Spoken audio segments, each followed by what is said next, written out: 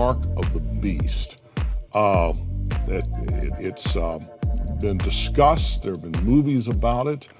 What's this mark of the beast? How does it fit into the narrative? Well, the Bible tells us in Revelation chapter 13, verses 16 to 18 about this mark of the beast. It's the only time that the Bible really refers to it. And the word mark there in the Greek language means it like a tattoo, really, or an etching or something that's scratched into something. So it says it's going to be upon the right hand or the forehead. And it says you can't buy or sell if you don't have the mark of the beast. So, what exactly do we have here? Well, I've been looking at some fragments of the book of Revelation. The book of Revelation. That's right. The book of the end of days. The end of days, the apocalypse. It's a prophetic book. It's got loads of symbolism, but it's also very much a political book and making a political claim about the cause of evil. The cause of evil. Or who's responsible for evil. So tell me about this coding, because as I understand it, the Antichrist was given a code, so he would never call his name. He would just say it by code. Well, there has been a lot of debate about what this number, in particular 666, who it refers to. There has also been a strong argument made for 666 referring to Nero. Nero was emperor of Rome from 54 to 68 AD, around the time when the first Christians began to arrive in Rome. So, how do you make 666 translate to Nero?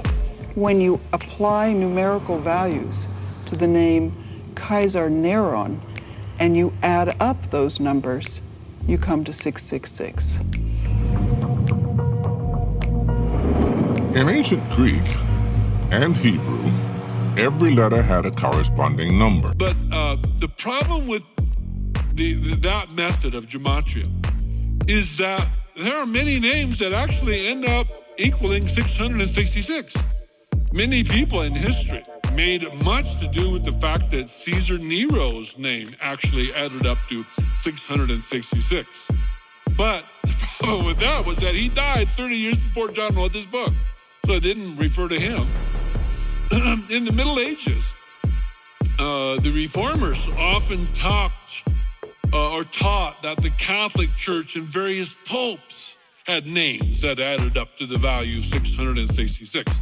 So the Catholic Church, not to be undone, shot back, declaring, hey, well, did you know that the value of the name of Martin Luther and John Calvin was 666? Okay, see? Now, in more recent history, others have suggested the names of various world leaders that add up to, 666. Napoleon, Hitler, Stalin. Even more recently, some have pointed out that Benjamin Netanyahu's name or the president of Turkey, Recep Erdogan, their names add up to 666. The coronavirus vaccine rollout is underway across the country. 66 sites are expected to receive deliveries today, wrapping up the initial rollout of more than 600 distribution centers. Those receiving their first shot now will come back in about 3 weeks to get that second dose. I believe in states' rights. If states want to shut down their economies, I think it's incredibly stupid and crazy. But I don't think, the people in these other states should have to pay that price. I mean, after all, half of the country is open, whereas many of these blue states are shut down. It looks like what we're going to see is $600 checks to people, which is popular. People like free money. It looks like there will be some aid to schools and hospitals, and maybe some continuation of the business relief. So I think where we started, remember, we started with $3 trillion back in July with Nancy Pelosi, and then it became $2 trillion, $1 trillion.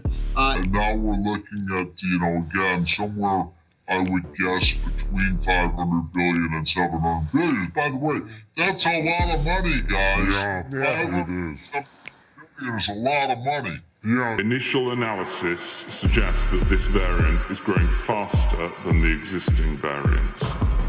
We've currently identified over 1,000 cases with this variant, predominantly in the south of England, although cases have been identified in nearly 60 different local authority areas.